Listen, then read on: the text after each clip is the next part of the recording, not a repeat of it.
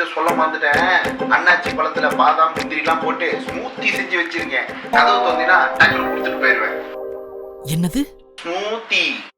டேய், ஒரு வேணாம், வெயிடா போன.